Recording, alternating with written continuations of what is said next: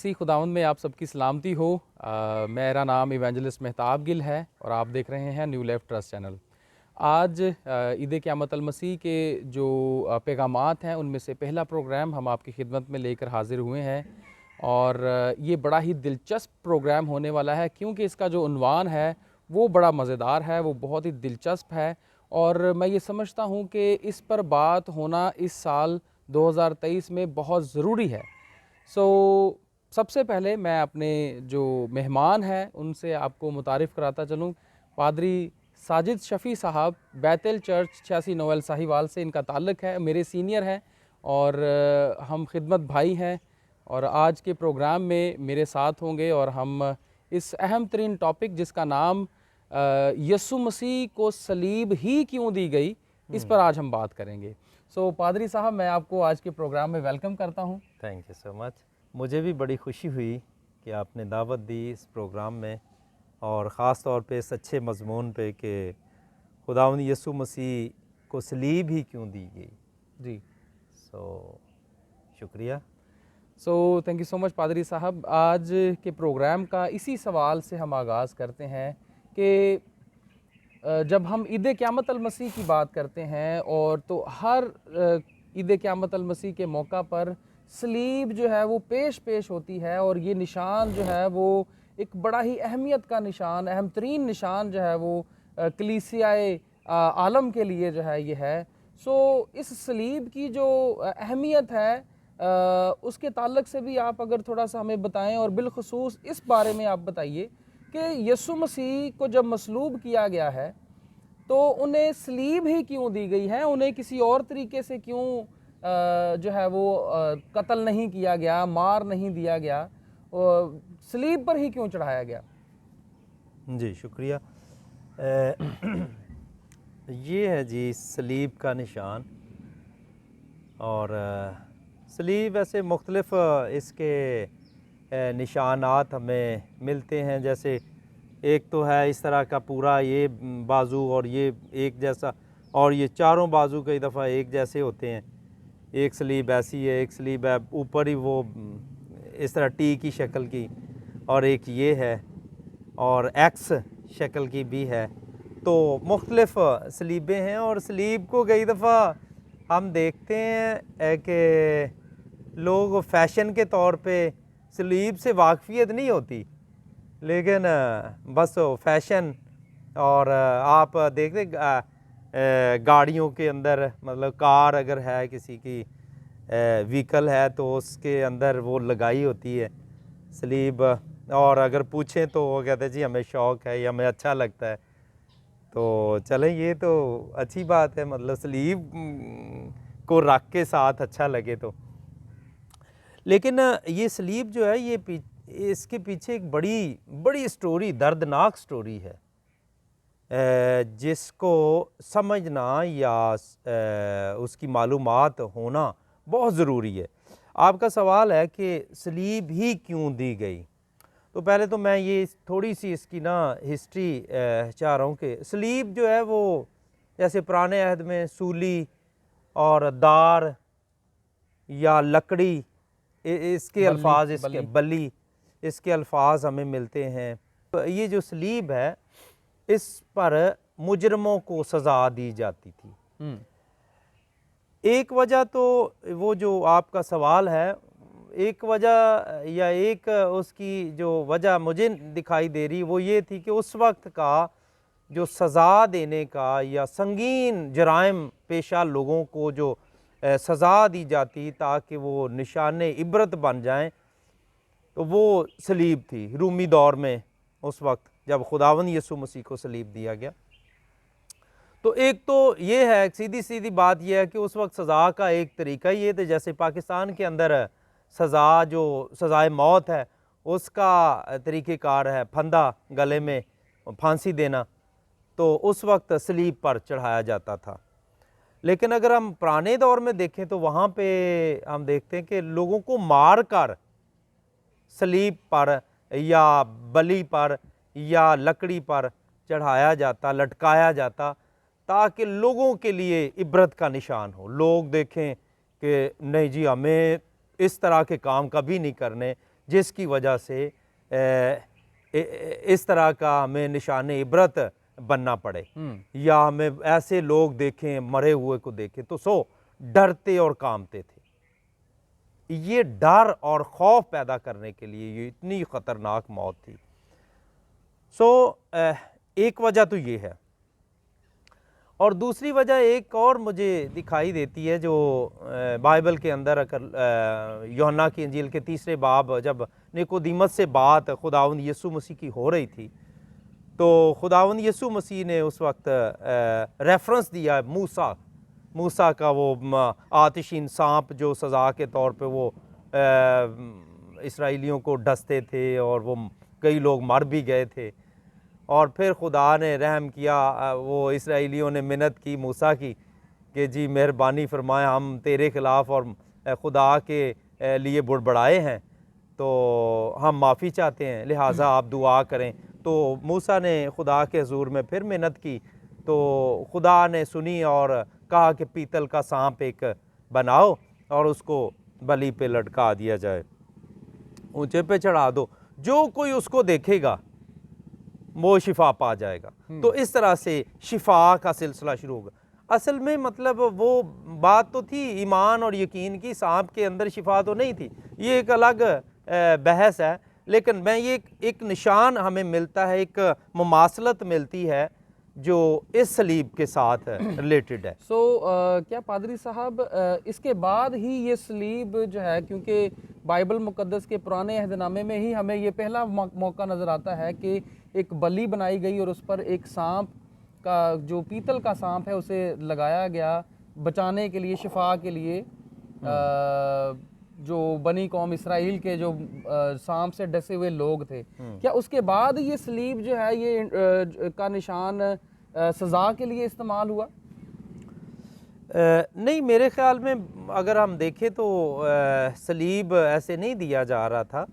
सिर्फ ये था कि जो पुराने अहद में हमें मिलता है वो ये है कि मार कर पहले ही उसको ख़त्म करके तो इबरत का निशान बनाया जाता। हाँ, दूसरी दफ़ा में वो आस्तर की किताब में हमें मिलता है सूली, वो जो मर्दकी के लिए बनवाई गई थी, ख़ास तौर पे उसके पीछे कितनी नफ़रत नज़र आती है और हसद नज़र आता है और कितनी वो दुश्मनी की शिद्दत दिखाई दे रही है कि किस तरह से उसको मारा जाए मर्दकी को, क्योंकि वो इस पैमाने पे वो जो सूली थी वो बनवाई गई। और वहाँ पे हमें नज़र आता है कि वो बाद में तो जैसे हम देख रहे थे कि 4वीं सदी में तो इसको मसीह के बाद तो इसको ख़त्म कर दिया गया ताकि कोई सलीब पर। तो मज़े की बात यह है कि खुदावंद यीशु मसीह से पहले ये लानत और नफ़रत, मायूसी, परेशानी, नाउमीदी और गज़ब का निशान है और बड़ा दुख का निशान है। ये सलीब की सूरत हाल ऐसी थी उस वक्त। लेकिन जब से खुदावंद यीशु मसीह इस पर मसलूब हुए तो ये एक मसीहों का इम्तियाजी निशान बन गई। असल में ये जो ज़िल्लत है पादरी साहब, ये ज़िल्लत मतलब आप देखें कि सलीब पर उस वक्त चढ़ाया किन को जाता था? सलीब पर चढ़ाया जाता था नामवर मुजरिमों को, जो गुनाहगार इस हद तक गुनाह में होते हैं या संगीन जराइम करने वाले जो पेशावर लोग होते हैं, उनको इस तरह की सज़ा दी जाती। जो कौमी सतह पे मतलब जिससे हुकूमत को ख़तरा हो या मजहबी सतह पे जिनको मजहबी लोगों को ख़तरा हो उसका, सो इस हवाले से इस लेवल पे उसको वो इतना संगीन समझ के उसको फिर किया जाता। तो आप जानते हैं कि ये दोनों ही पहलू खुदावंद यीशु मसीह के लिए पाए जा रहे थे। इस तरफ एक तरफ मजहबी जमात जो है वो पीछे लगी हुई है कि किसी तरह से इसको ना वो किसी इस तरह के खाते में वो ले आएँ कि ये कोई गुनाह करे या कोई गलती करे तो पकड़ा जाए।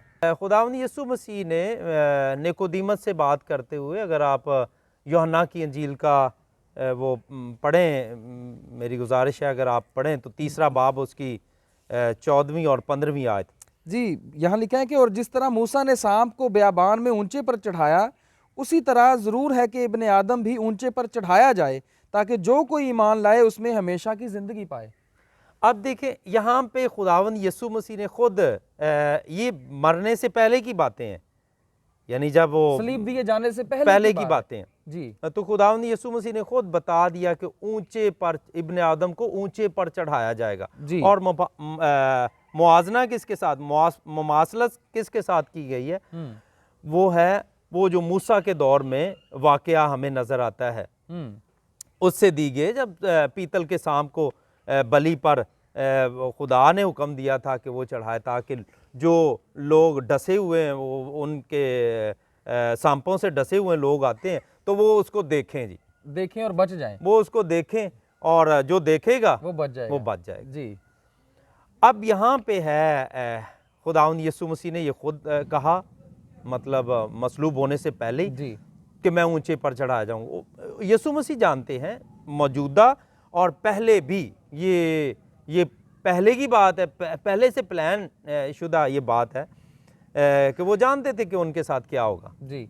बल्कि उसने अपने आप को खुद पेश किया। लिखा है कि इब्ने आदम से कोई उसकी जान छीनता नहीं है, बल्कि वो खुद पेश करता है। बिल्कुल, बिल्कुल। तो वो तो खुद पेश कर रहा है ना जी।